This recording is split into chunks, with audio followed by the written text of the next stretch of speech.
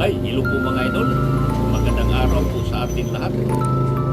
Sa araw na to, mayroon na po akong isi-share sa inyo tungkol po sa nangyayari ng aking GCash account. Ito po ay na-on hold sa hindi ko alam kung pangyayari. Pero nangyari po ito noong January 6, 2026 sa taong ito mga idol. Natapos na po ang bagong taon. Ito po ang inirigalo sa GCash sa akin. So, kaagad po akong nagipag-unayan sa GCash Help Center mga idol. Yung araw na yun, exercise ng January. Nagipag-chat ako kay Gigi sa Help Center. Sabi naman ni Gigi, kailangan daw ako mag-submit ng 2 valid ID. At ang selfie, nahawak ang 2 ID. Isa pong screenshot na sa GCash account number. So, ibinigay ko ang 3 mga requirements na hinihingi ni Gigi mga idol. At binigyan po ako niya ng 48 hours na palugit na para daw maimbestigahan nila. So, nagantay ko ako. Bali po, 2 araw. Kasi 48 hours ang equivalent po sa 2 araw. So, natapos na lang po ang 48 hours. Walang reply ang GCash. So, nung una na yun, may ibinigay sa akin si Gigi na reference number o listing number ang tawag doon. So, nagpalo ako naman ako ulit kung nakipag-chat kay Gigi. Ganun pa rin ang system. Ang hinihingi niya, 2 valid ID, saka isang selfie nga hawak ang 2 valid ID, saka isang screenshot ng GCash account number. So, nabigyan na naman siya ng 48 hours.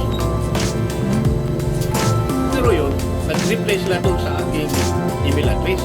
At yun nga, ang nailagay nila doon, isa akong sample sa isang swindling, yung account number ko. Pero, yung ibinigay nila na detalye sa isang nag-report, tugma sa akin na mayroon po akong record sa loob ng reference number, saka unas, pizza, saka yung halaga. Yung halaga naman ng i-cash out ng scammer. Kasi ang nag-cash out dito, scammer yung idol. Dahil yung number ko, kinuha niya at ipinasa doon sa, di natin alam kung sino yung kausap niya, ipinasa doon. At ang ipakita lang sa akin para makapag-cash out yung tao na yung nakuha sa aking number ay screenshot. So siyempre, walang pagkumparanas sa mga ganun. Ganun ang nangyari. Binigyan ko siya ng pira sa halagang 830. Cash out. So yun pala, biktima yung nagpadala sa akin. Kasi number ang ginagamit. Biktima daw siya ng scam o swindling. Oo nga, ngayon, yung ibigay ni GCash na sa email, tugma sa aking record sa notebook at mayroon po akong record sa notebook ng pizza na yun. Pizza 2 ng cash out. Pizza 2 ng cash out ng alas 2 ng hapon. At kaagad po ako nag-reply sa kanilang email kung araw na yun. Hindi ko na inaantay yung 48 hours ng pangalawang bigay ni Gigi. So, ito po ang inilagay ko sa aking pag-reply sa kanila mga idol para mayroon po kayong idea para ma-resolve ang inyong problema na katulad din sa akin na mayroon nag-report sa inyong mga GCash account na wala naman tayong kinalaman kundi ginagamit lang tayong tulay para makapag-cash out sila. Bali, bidulman lang tayo. So ito po ang ginagawa ko mga idol sa pag-reply ko sa GCash email.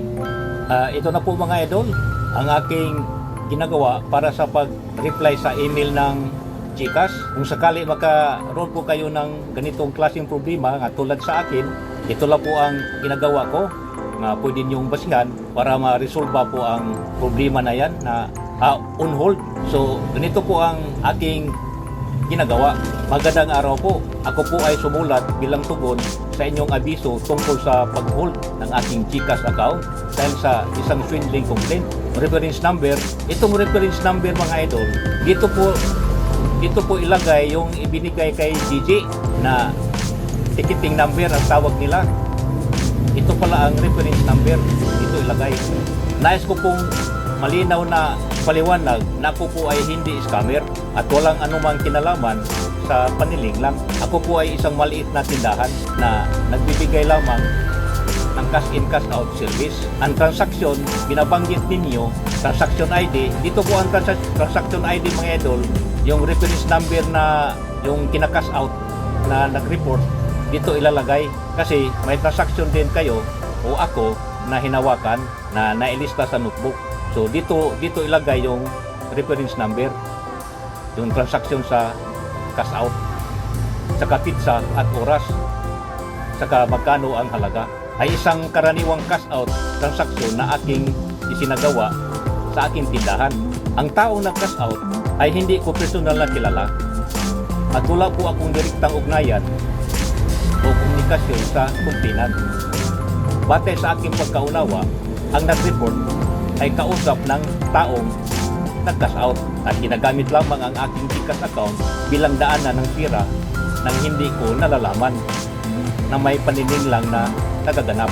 Dahil dito, ako rin po ay maituring na biktima ng sitwasyon dahil wala po akong pagkakilanlan, detalye o paraan upang may pag-ugnayan sa kumpinan. Hindi po ako makakuha ng settlement agreement kaya nakikiusap po pong muling suriin ang aking kaso at isa lang alang na ako ay isang lehitimong GCash user na walang masamang intensyon.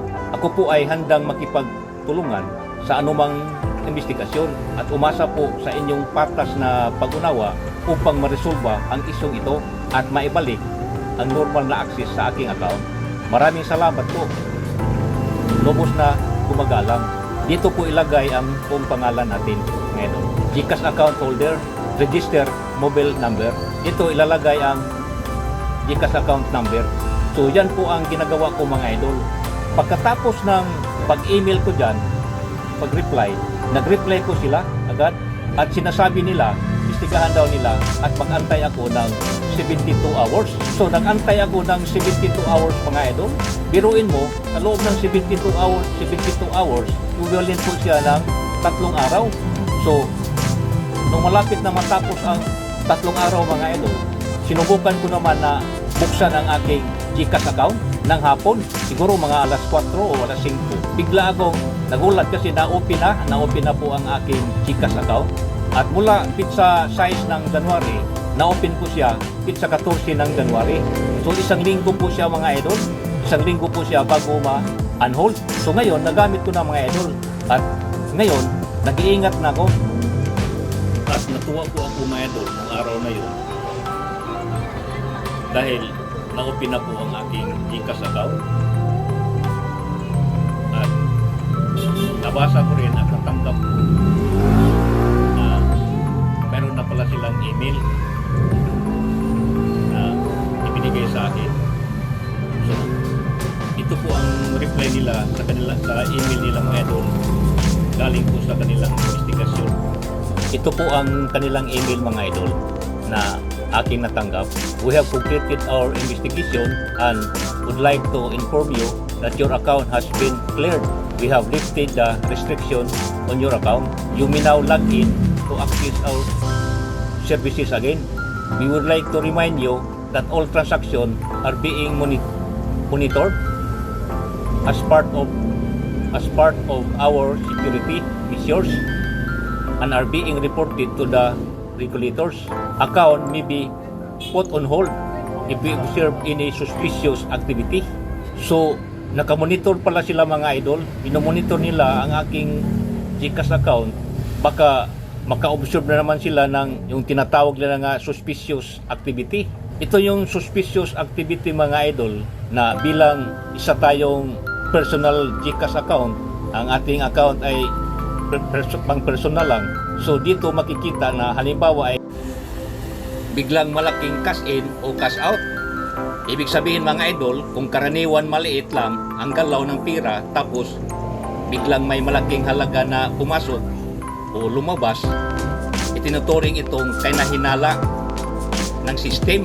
Halimbawa, 500 pesos o 1,000 lang dati, biglang nag 50,000 ang cash out. Saka madalas at sunod-sunod na padala ng pira mga idol. Ibig sabihin, kung paulit-ulit at mabilis ang send money sa maraming account o isang account, parang middleman na tayo o runner ng galaw.